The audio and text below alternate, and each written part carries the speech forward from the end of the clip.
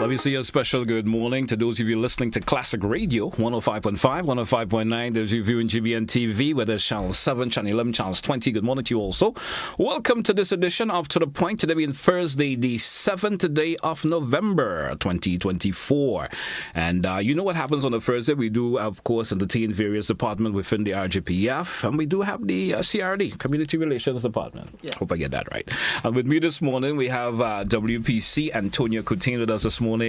And she's been accompanied by, of course, Mr. Jervis Dabreo. Let me say good morning to both of you and welcome. Good morning. Morning, sir. Thank you for having us. How's everything doing? We're doing great. All right. You know, when you see Mr. Dabreo here, always folks already have an insight in terms of what our conversation will be, of course, around this morning.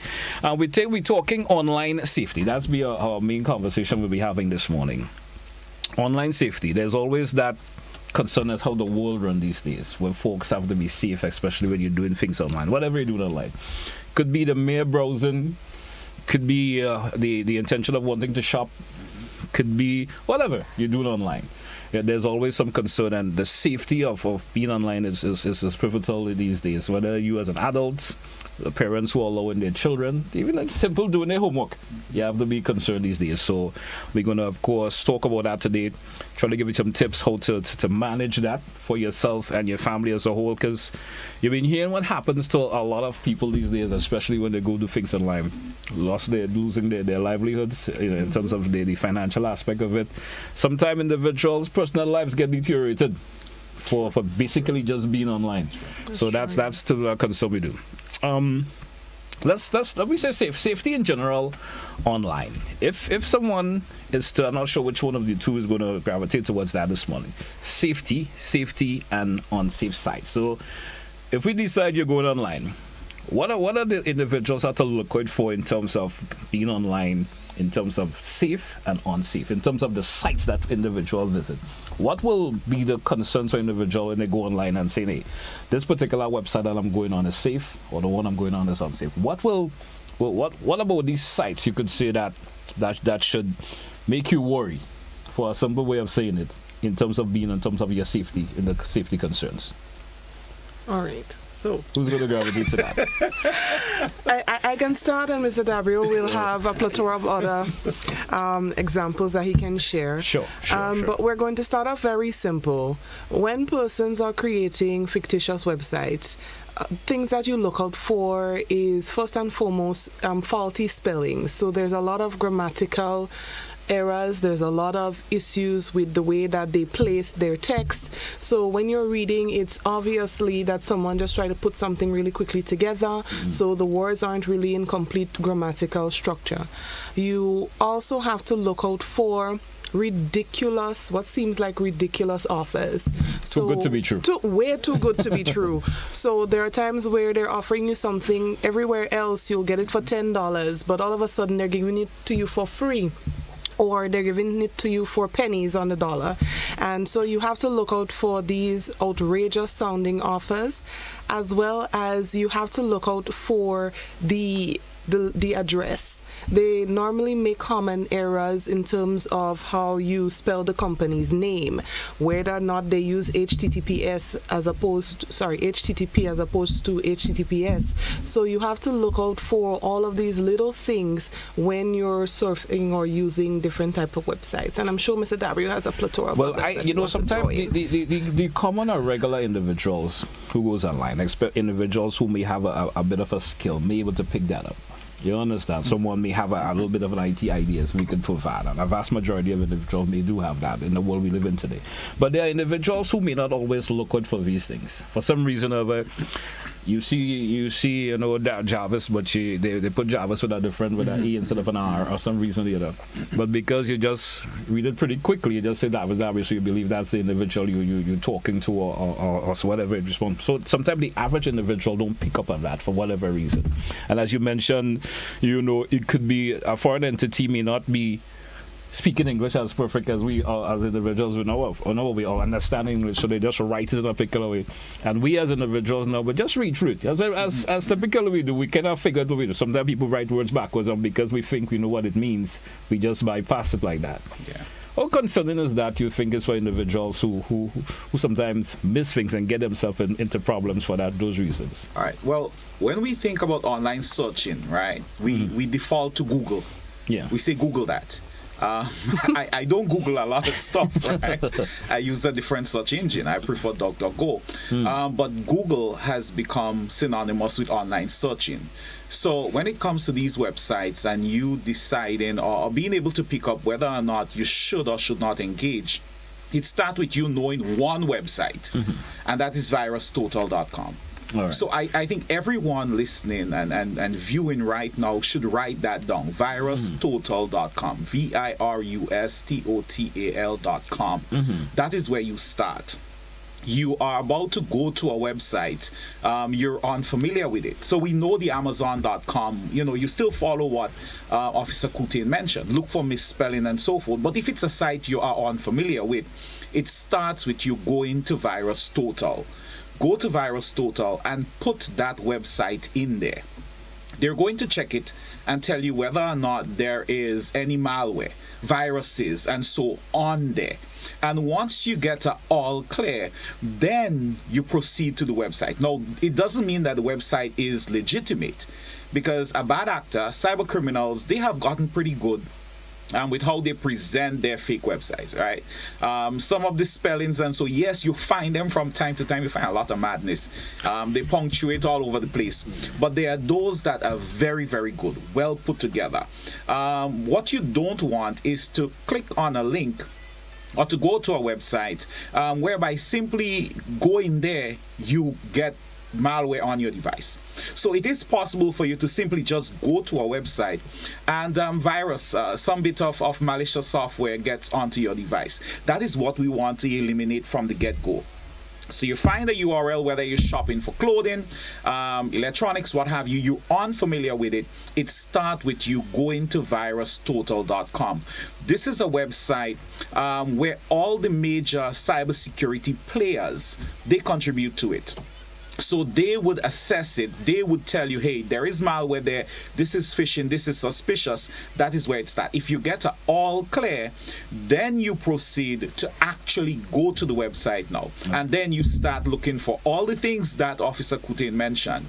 Is it reasonable? How is this so cheap? And so forth. But it will, not to cut you, but how many people will think of wanting to do that? It has to become second nature, right? And that's why I'm saying, just as we link online searching to Google, we now have to link online browsing to VirusTotal.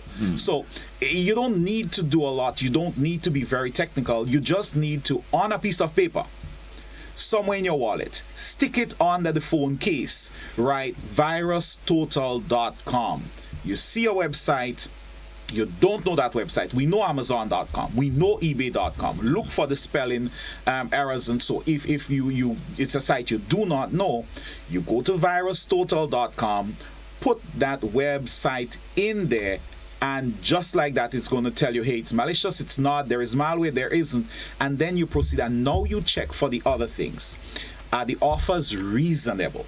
Yeah. Right? Is there an excessive push to have you pay for it by now? And other little things that might just be off. Are there other people who are giving reviews on that particular? Well, even with reviews, we have to be careful, because there are reviews on reputable sites, such as Amazon, that, misleading, very misleading. It means it cannot mislead you to want to purchase whatever it is. Yeah, and that was a big scandal some time ago, where a phone company, telephone company, actually paid people to put positive reviews. The product was not as good as the reviews suggested. But they're doing it themselves. No, recognizing spam, because a lot of folks may not know that whatever has been offered to them is a spam. How can individuals recognize that a spam has been offered to them, or whatever is a scam that is being thrown out at them? How can individuals say that?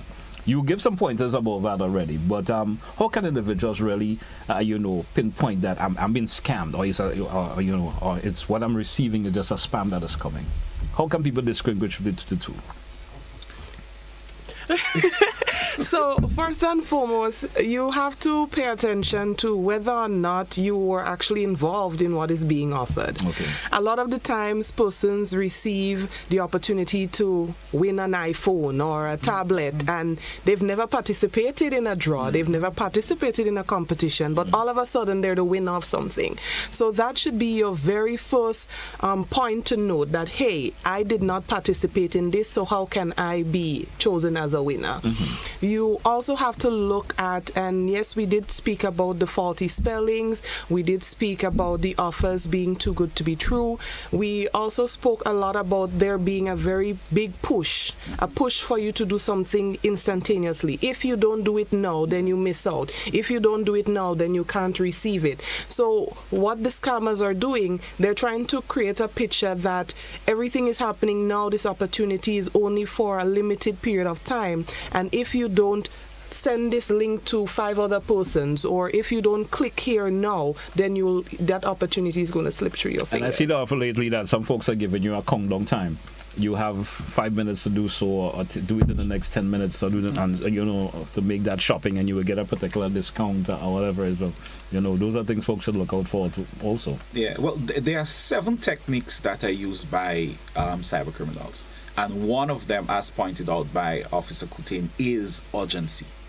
Right? Because they want you to do before you get to think, or before you get to ask anybody. So once there is this push to have you act before you get any opportunity to really assess it, that is when you need to stop. We tell children this: if somebody, an adult or anybody, walks up to you and say, hey, don't tell mommy or daddy about this, we tell them that is when you have to tell mommy and daddy. True. Right? And it's the same sort of thing. When they tell you act now, this is when you need to stop and take a pause and assess it. What's going on. Because ultimately, remember, cyber criminals, they're not stupid. No.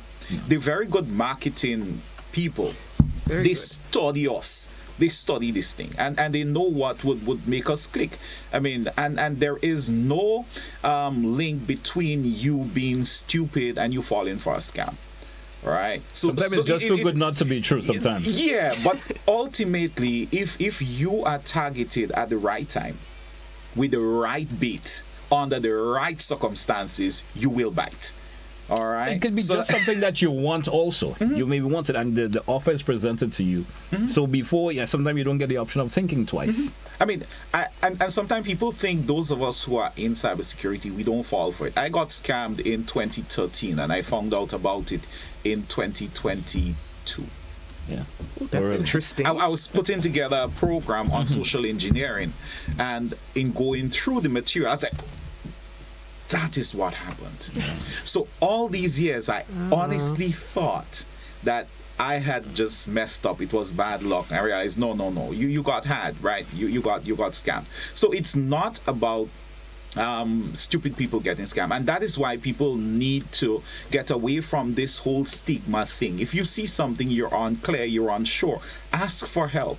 Right? Don't assume that you have to face it alone, because even the best of us, from time to time, we get very close to getting caught if we do not just pump the brakes and step back. No, the online shopping is also a cause for concern. And we into the typical season for it now, I must say. Christmas is approaching and so forth, even though sometimes there's the off-season deals that are offered. The risk of online shopping. What is that risk that folks have to look out for, especially when it comes to shopping online? What is that risk for that individual should look out for? Apart from what she said already. No, I'm trying to get it from you. Well, I would echo everything that she said, and I've seen it. The latest iPhone for $25 or $50. I mean, come on, GT, really? It's impossible to get an iPhone.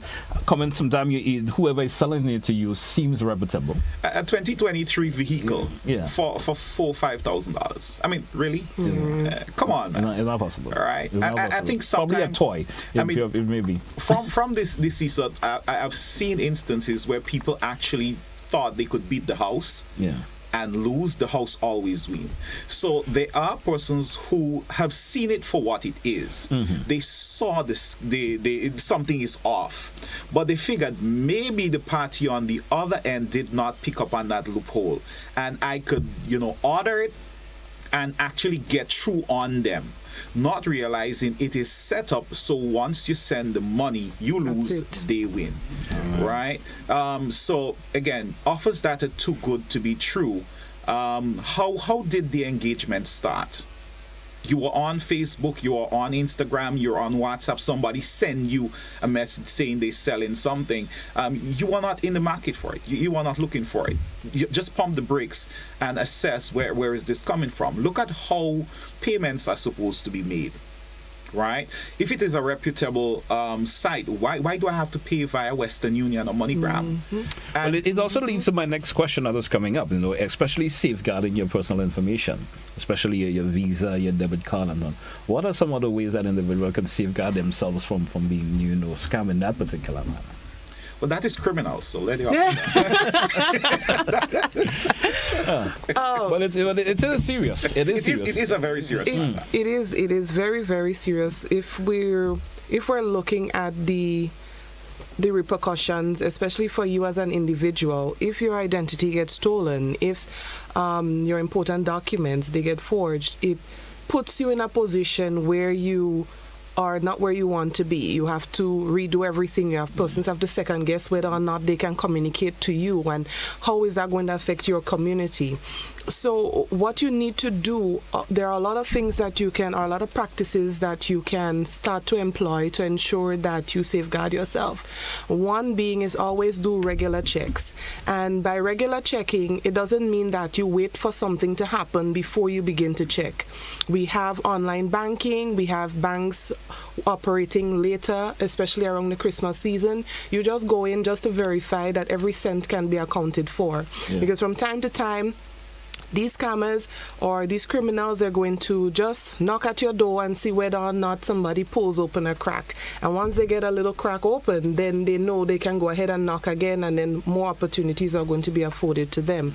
So you just do regular checks to make sure that everything is in order, everything is secure. And element that persons normally forget is their children, their relatives. You have children, they know how to use technology now, probably even better than you as a parent or the guardian, and they are going onto sites. They are having communications, whether through gaming or through YouTube. Scrabble the other day, persons are trying to get us there. So you have to make sure that you have the conversation with your children about how to safely maneuver the internet, because they might be encouraged to go into mommy's purse and take out a credit card and start doing these transactions, and unknowing to them, they are getting themselves involved as a third party in a criminal behavior that they were not prepared for. So we have to ensure also that we do not share personal information. A lot of the times when persons are sitting down next to you and they just ask you where you live, oh, I live in Wester Hall. Or who you live with my grandmother. Susan, no, it's Jake. And from these little conversations, exactly, you think it's just a regular conversation. And really and truly what they're doing is they're taking the information to put it together to figure out, what is your security passwords or your security answers for different things that you have. So you have to safeguard yourself against these little tricks that persons may try in order to get access to you and your information. We drew for a break, officers away, and of course, Mr. Dabreo, we drew for a break. Let's take it. When we come back, we continue the conversation. Stay with us here, folks. Classic Radio, GBN TV. We'll be right back. Looking to shop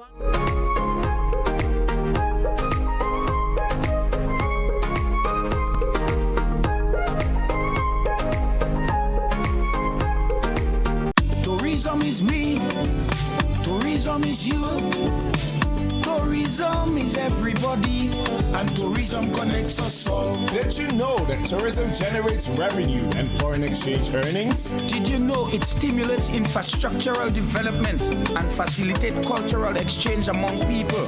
You must know tourism is linked to all industries, from agriculture to construction. So support the industry today and be welcoming to all our visitors.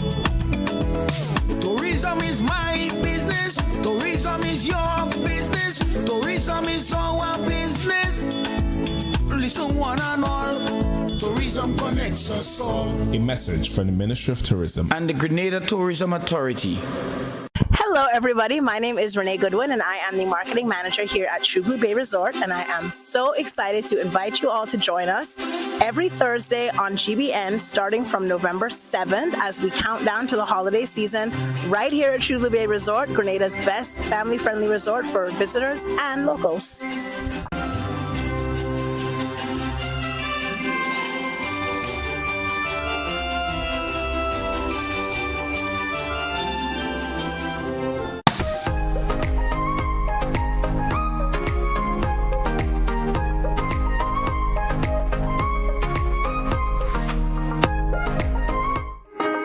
Welcome back once again to our listeners and viewers to The Point, Classic Radio, GBN TV. Officer, welcome back, and Mr. Dabreo, welcome back also. Now, our next level of conversation, and this is open to our listeners and viewers out there who may sometimes see there's not a level of importance. You make purchases. Of course, we was kind of having this off-air conversation, and I think it's relevant that we speak about it. You make purchases, and you think, well, maybe I should let the neighbors know that I bought a new microwave. I have purchased a new television, and the box I just rested outside my house. But sometimes it may not be your neighbor. It could be someone else who is visiting the community, and you become a victim for that particular individual. So how important is this? For sometimes people may see it as nothing, eh? You understand? Maybe you just want to have a show that you may have made a new purchase. So I was also alluding to the fact that folks go somewhere and always posting where they are. Mm-hmm. You understand? I'm talking, but someone is saying, well, he's in town. His house is probably empty because he's nobody. I personally know he lives alone or she lives alone. Mm-hmm. Well, the importance of that in terms of the overall safety of individual, especially your personal possessions. So crime is a business. Persons do not get in the habit of committing criminal acts without wanting something or gaining something in the end. And so the same way you would sit down and plan your day or plan how you would perform a particular task, criminals sit down and they plan every element. So they know where the hotspots in terms of where persons have valuables. This is the best street to go to for this type of items, or this is where persons normally are. This is a quiet, secluded area, and so persons don't normally look out for each other here. Yeah. They map out these things as well. And so whenever, as individuals, we get in the habit of exposing to the world that we have these items in our homes, it becomes easy for us to be targeted. So as a criminal, if around the Christmas season I know that I'm looking around and I'm seeing that you have boxes of fridge, a box for a fridge that you just purchased, or a television, or a new gaming set, I know that this individual has a prime location. It's a prime location for me to probably peruse afterwards to see when they're not at home. And as Mr. Dabreo said, once you post on social media, they're also looking. So I would know that it's Christmas Eve, they're going to Lime, so they have a fridge, a TV, and a new gaming set. So once they step out, yes, they're going teams. They will carry your fridge, they will carry your TV, and they will carry your gaming set. But the whole idea behind it is that you have to be safe whenever you're posting. You have to think, what could a criminal do based on the actions that I am performing? And taking out pictures within your home sometimes is a cause for concern. You know, people like takes pictures within their home and always just posting it. I see a lot of folks doing that at times. You know, you purchase a particular gadget or you, as you said, new TV or something in your home that is somewhat valuable. And you take a picture of it. Sometimes on not thinking, well, individual are paying more attention to that particular thing that you have there more than you in the picture. Mm-hmm. You know, those are cause for concern for people to start thinking twice in terms of doing that. And especially talking to the children. Yeah. Because if you give a child a device that has a camera, they go camera crazy. So you have to, as a parent or as a guardian, set boundaries. No pictures should be taken in this area. No pictures should be taken of this object. So they understand, and explain to them why. You don't want for us to come home this evening and your gaming console is gone because you broadcast to the whole world you have this and the thief know what size bag to walk with. Additionally, there is a culture of security that we need to sort of cultivate. I see people going to the ATM and they do their business. They get the receipt, they look at it and they drop it in the bin. Right now, your name is not on the receipt, but I am in line as well, and I might be scoping out the place. So all I need to do is check my watch and see what time it is, and your withdrawal came at 9:41, and I just dip in the bin and pick up a set of slips. I go down, sit down and sort through 9:41. That is yours. You have $51,321 in the bank. If I run up on you, don't tell me you're broke. You have that money there. And people don't understand that is a security risk. We use our cards for a lot of things, and especially with the Christmas season coming up. Your card should not leave your sight. Right? So you need to see your card at all times. And businesses need to be aware that they should not be handling your card unless it's absolutely necessary. You should be allowed to push in your card, tap your card. They shouldn't let it out of their sight. And when you're entering your PIN, be mindful of who is around you. People need to back off, give you some personal space so you can enter your PIN with a level of privacy. These are little things, but in Grenada, we have instances where people have lost a lot of money on the card because the person handling the card have sticky hands, right? And you really don't want to lose money because some employee is going to be creative with your some folks funds. have that photographic memory that is so and even that definitely so good that he just watched something once and can remember and even that and last thing on the card is this: a lot of people may not even realize that when we hold the cards, we tend to hold them wrong.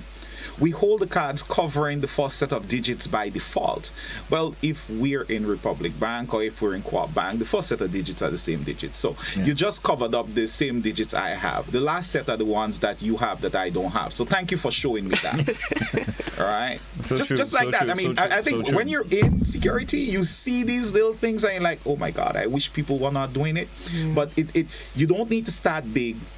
Just start small.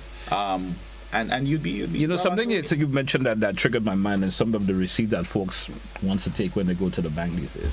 When we're thinking about going paperless and stuff these days, and you say, well, if you have online banking, there's no need to want to see your balance with a piece of paper anymore. You understand? And there's that option that actually, if you want it or not, I'll take your receipt and go with it. I'll go with it. So somebody say, why would I even want to know my balance? So I still ask for that receipt to come out. Why? Sometimes I just want to know why people. Then you see, you go into the bin is overfilled with all these receipts. Why would one individual still want a receipt when if you have online banking, you could simply go to your phone or whatever and get your balance? You understand? Yeah. You know. So there's a lot of concern that relates to that. No, there's an option of laws that governs this. And I think that's where Officer Antonia is going to come in and speak a little bit about that. Now, let's talk about the laws that protects individuals for these of course, incidents, but of course, especially your safety online. Laws that governs that, especially here in Grenada. All right. So Mr. Dabreo will speak a bit about it in terms of how it affects his side of things, and in terms of the criminal side. A lot of persons don't realize that the same way you can get charged, you can be sent to prison for regular acts of criminal activity. You can also be charged for acts that you commit online. So we do have the Electronic Crimes Act that covers a number of topics. It covers a number of criminal activities. You should not be taking persons' information. So someone just printed off something, they printed off an important document, and you're right there behind them to go and press reprint, and you're watching all their data. You should not access someone's PC and go and look at their personal details. You should not be sending photos of persons in compromising positions. There are a number of laws that are there to govern the way that we maneuver the internet. And I always say that sometimes we are unaware. Sometimes as the victims ourselves, we don't know that we're being victimized in a particular area, because the laws governing cybersecurity, the laws governing the way we maneuver the internet, it is not something that is well established amongst everyone in our community. So sometimes someone performs an act against you and you're just generally uncomfortable. It doesn't sit well with you. They would have posted something on social media that defames you, puts you in a compromising position where you may lose your work or you may lose relationships, and you may just be thinking, woe is me, there's nothing that I can do. So in situations like this, no matter whether you think it is criminal or not, you reach out to the police so that they can inform you correctly. And if it is not a criminal matter, then we can pass you on to the relevant authorities so that they can do the research and they can have the conversations with you to help address the situation that you're facing. All right. And that's where Mr. Dabreo's team comes in. Yeah, but I want to point out one particular aspect of the Electronic Crimes Act, and that's the section that deals with identity theft. Yes.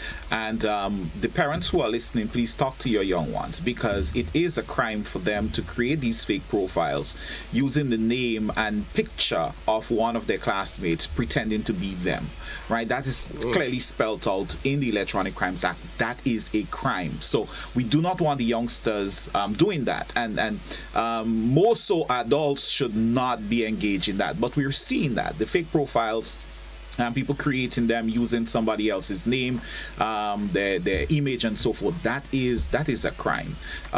In some cases, people are not don't take the step of bringing it to law enforcement's attention or deciding, hey, I'm going to take a lawyer and fight this. But understand, you're playing on some very, very shaky ground. Serious issues you're dealing with. Should it be pursued through legal channels? Yeah. So my question then, I for some reason I gave my phone to a repair individual, and we have heard about incidents of that happening already. I may have some compromising photos on it and stuff like that. For some reason it got out there. You understand? How does the law come into play into that? In terms of getting my respect back to a point. Well, I think the last person who was charged was what, about $50,000. Yes, the fine is high. A figure higher. The fine is truly high.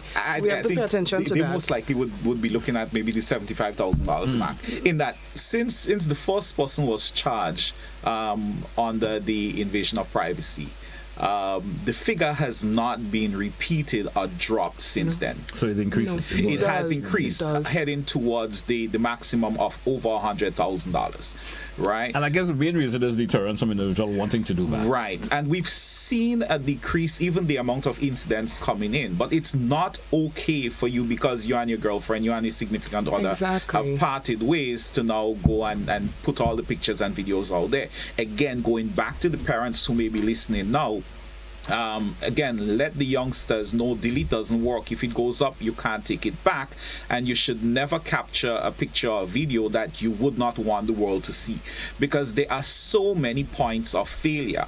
If your device is stolen, it can get leaked.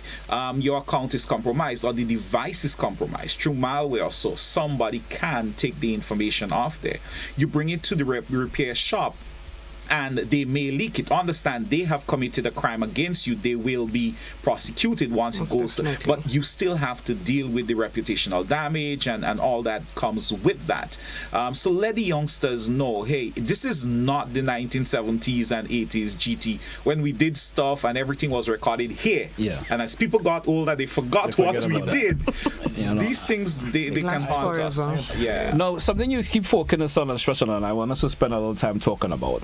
Children and gadgets. I don't think we spend enough time talking about that for the morning as yet, because I know it's come a way now. It's come a way of life that parents feel, I gotta give my little son or my old daughter a cell phone, give them a tablet, and we expecting them to use it for the right reasons, maybe for homework or something for research or whatever they may want to do with it.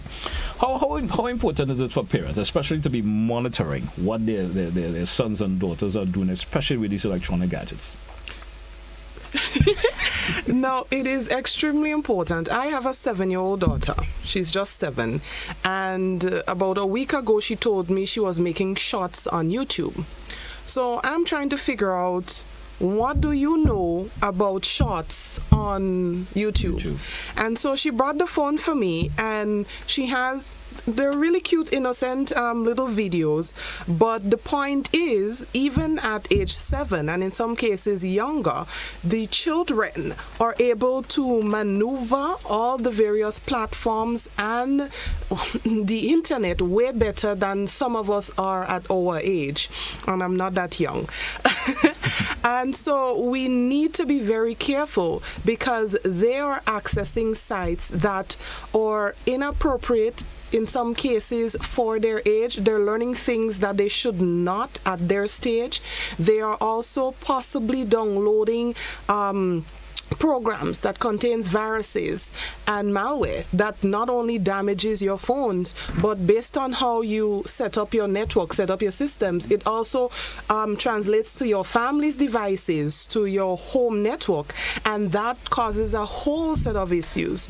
So we need to pay attention, because we also have instances where young children, or they know your password as your parents, they know your phone password, they look over your shoulder and they're able to tell you is a CK and not a JK, and they're on your phone before you know it, and they have access to know your online banking, they have access to all your personal emails, and they're smart. We have to understand that children these days, they know a lot more than we would have at that stage, and so they are able to get involved in things sometimes that borderlines illegal activities, and sometimes pushes into illegal activities.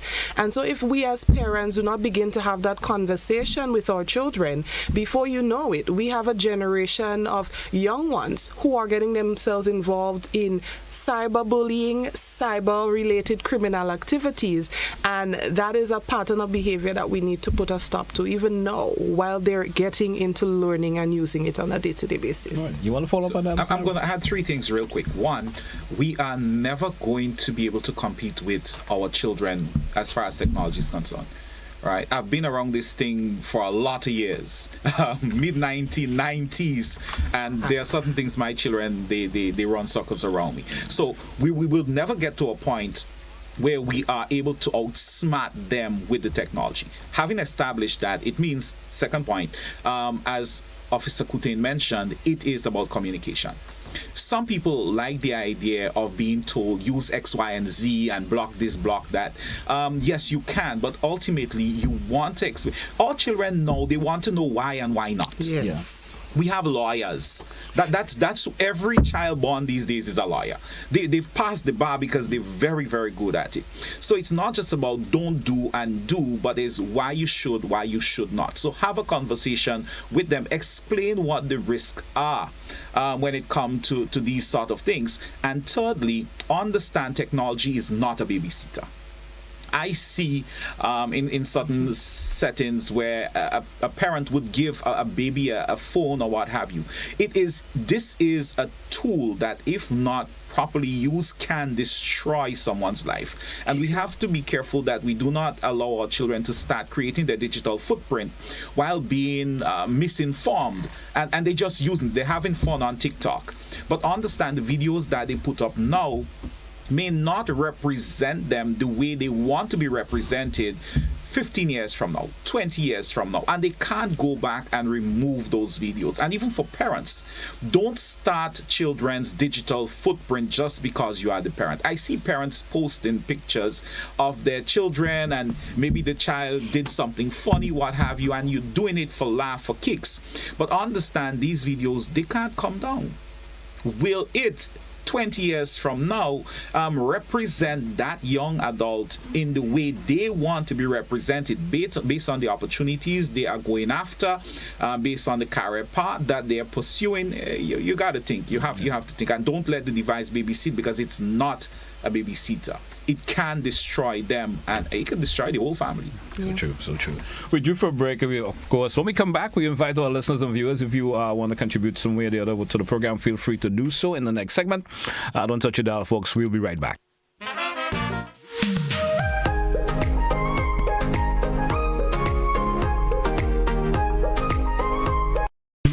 holiday season, get ready for a magical celebration packed with culinary delights, crafts, and music that will bring joy to your heart. But that's not all. Lots of giveaways are waiting for you. Stay tuned and make this Christmas one to remember only with GBN.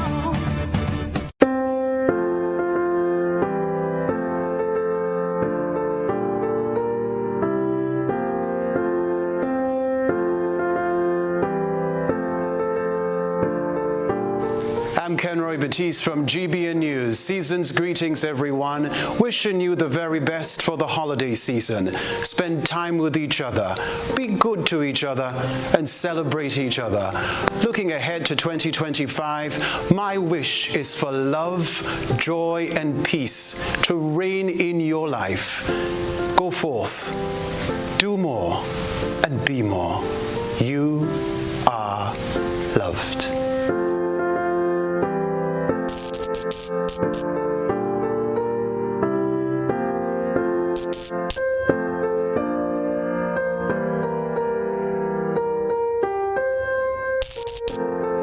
Grenada, get ready to celebrate the magic of the season with Christmas with GBN. Starting November 4th, join us weekdays from 10 a.m. to 12 noon on GBN Television, K105 and Hot 98. Monday kicks off with traditional stories and wellness, featuring a storytelling session with Labukan Creative Center, giveaways, nutrition tips, and live calls to share your holiday wishes. On Tuesday, brings Craft Day with live and pre-recorded workshops guided by local artists.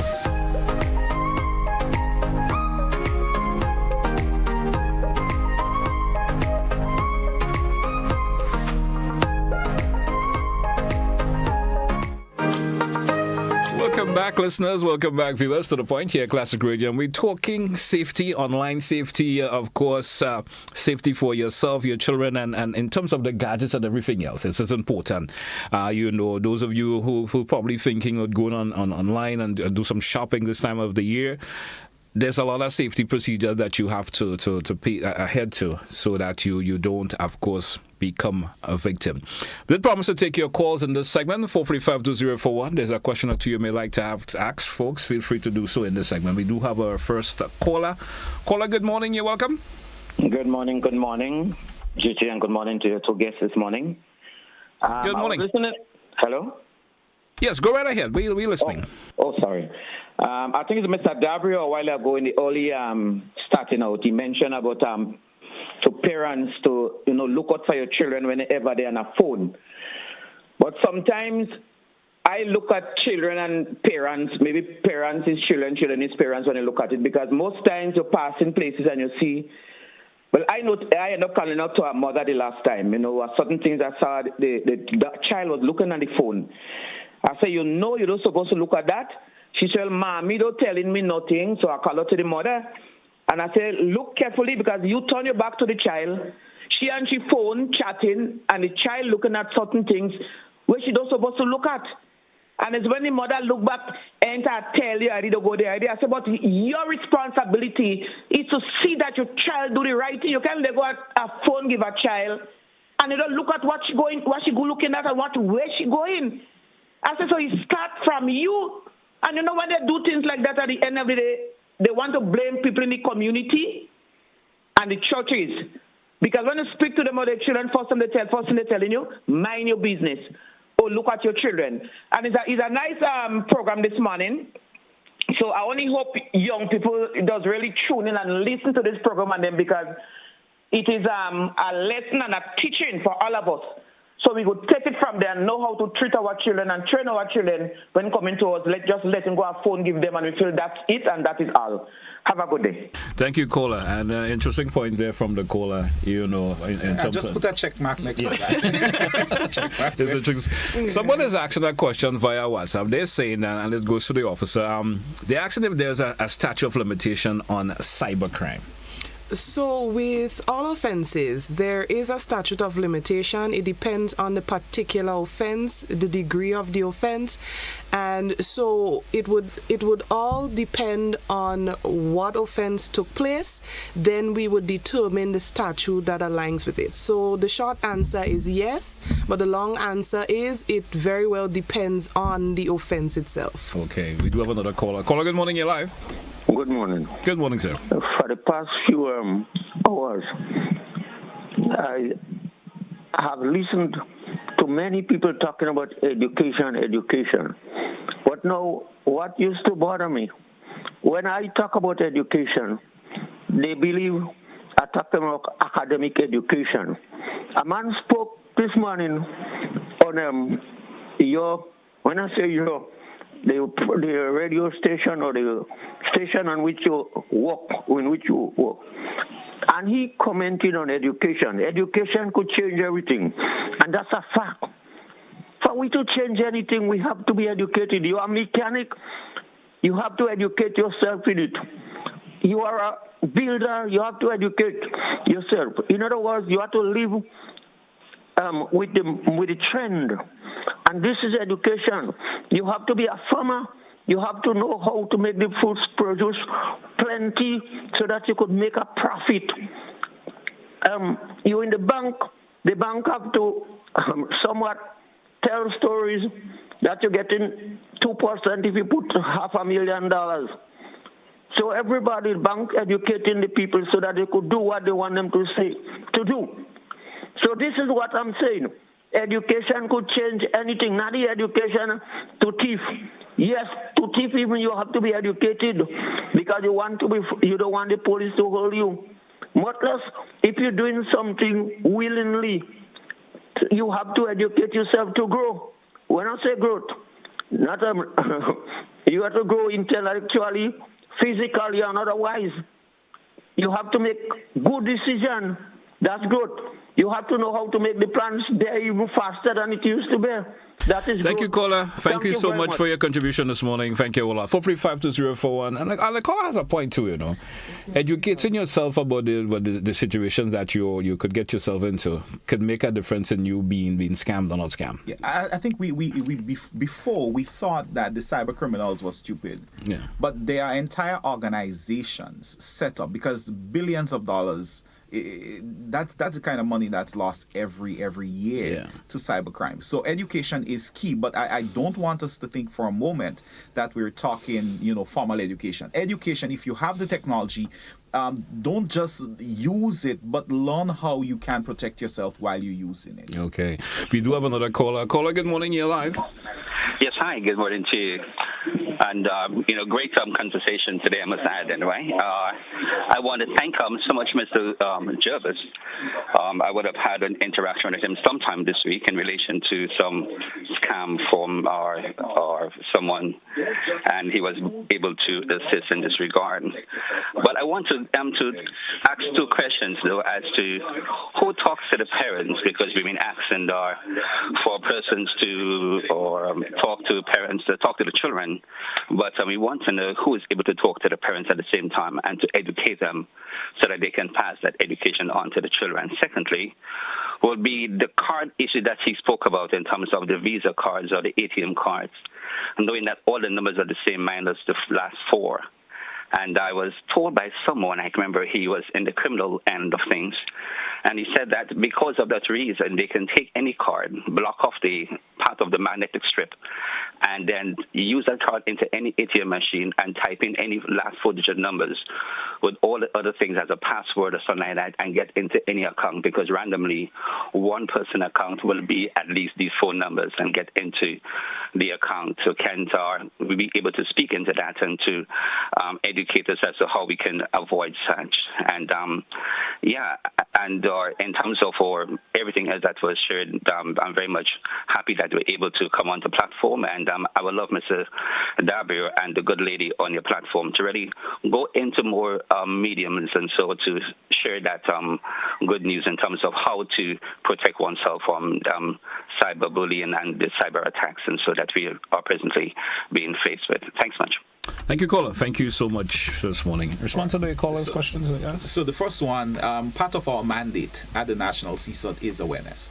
So if there is a church organization, a community organization, a community group, PTA, the student body, what have you, once we're invited, we go in and we will speak to the parents, we will speak to the young ones.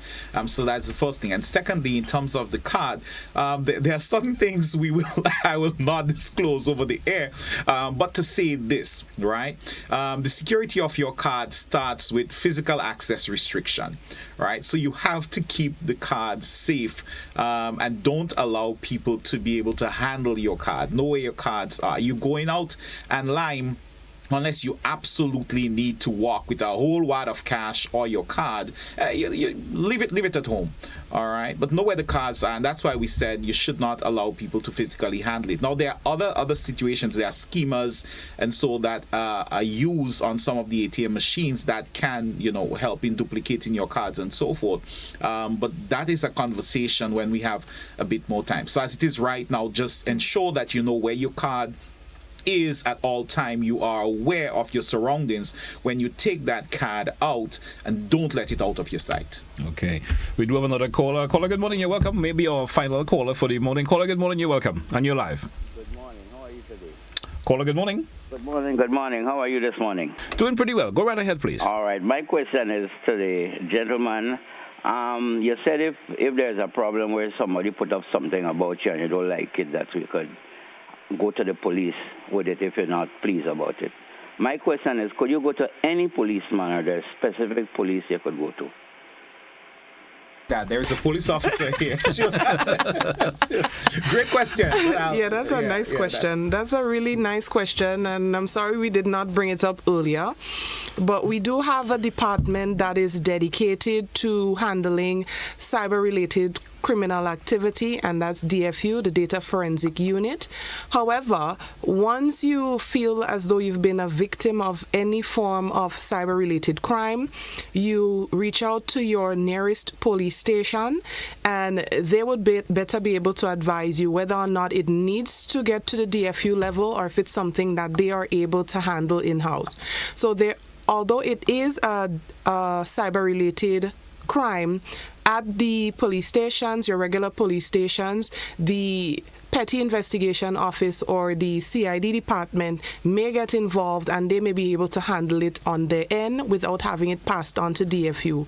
But depending on the severity and the nature, it may be something that has to be handled solely by the DFU office. But just reach out to your nearest police station and we'll be able to guide you accordingly. All right. Or they may kick it back to us. Of course. I know. It's almost about time for us to take a wrap for this morning. Not all cyber incidents are criminal. Correct. So it's possible that they'll just hand you back over to us. So. Let's get some closing comment. I wish it could be in the form of maybe some advice, especially as we get into the Utah season and so forth, that folks could adhere to have themselves not become victims.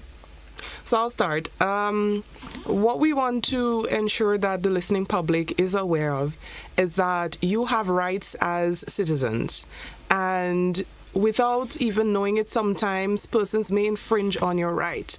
So we want to ensure that we always push this point home, that once you feel uncomfortable, once you suspect that something is taking place, you don't need to be certain that there was a breach of the laws, but reach out to your nearest police station. Allow your police officers to guide you, to help you navigate throughout this very new aspect of policing, especially in terms of how it affects us criminally. So once you have concerns, questions, even if it's just to get feedback on something that is taking place and you're unsure of, you let us know. We are here to help guide you. We are here to help protect you. And part of that protection is prevention. So we can help to guide you in these areas, and we are very happy to do so. So please reach out to us with any concerns that you may have. Also, one of the questions that was raised, I just wanted to point out, in terms of the educational aspect, it is also part of our mandate. And recently we've been doing some school book readings in terms of cybersecurity and how to navigate the use of technology at the school levels. So different schools and different individuals will be learning about how to safely navigate the internet and how to use their devices correctly. So we do also have to lean on Mr. Dabreo's services from time to time because they are very much involved and they do an excellent job, and we're so happy to be in partnership with them. So if you have any questions, you also could reach out to them because we work together. We're a team on this thing. All right, great. So Dabreo, my closing comments. virustotal.com, virustotal.com. Write it down, virustotal. What I'm going to do when I get back to the office, I'm actually going to put together a tutorial in terms of how you use it. So those of you who are following us on Instagram, you're following us on Facebook, you're going to see that before the day is out. If you're part of our WhatsApp group or WhatsApp channel, that is going to be there as well. And if you're not part of our WhatsApp group or WhatsApp channel, please send a message to us, 423-2478, 423-2478, but virustotal.com. All your online browsing should start with you going to virustotal.com. All right. So Dabreo, once again, I want to thank you a whole lot. WPC and Coutain, I want to thank you also.